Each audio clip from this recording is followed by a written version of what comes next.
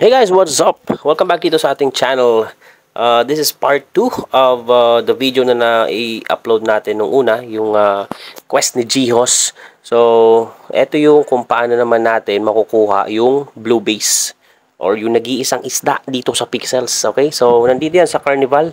Samahan ninyo ako.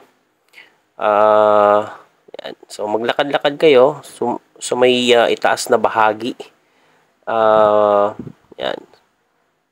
Doon sa mga van, and then sa itaas nitong bump ramp, lakad kayo dyan, tapos may makikita kayo dyan na yan, may lawa, yan, may lake. So hindi ko alam kung lake o ilog yan, basta yan. So pag nakita ninyo yan, hanapin nyo yung parang shadow ng isda.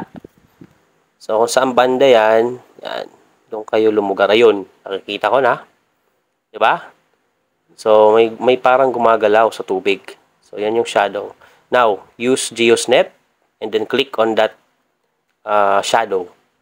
Boom! +1 blue base. Yun yung sinasabi natin, guys. So, sa ngayon, hindi pa natin alam kung ano talaga yung exact value nito, ang blue base na yan. Pero ang sabi dyan, it's a bright blue fish with a big eye found in pixelated water. Cooking it gives energy. Eating it raw might make you sick. Oh my God. So, yan. Hindi natin alam sa ngayon, pero meron ng dinagdag, okay, na skill dito sa list of skills ng Pixel. Meron ng fishing dito. So, this might be one of the stepping stones sa skill na yan. So, yung net, and then yung isda, and so on and so forth. So, anyways, yun lang guys. Sana may natutunan kayo. Thank you for watching, and I will see you on my next video. Goodbye.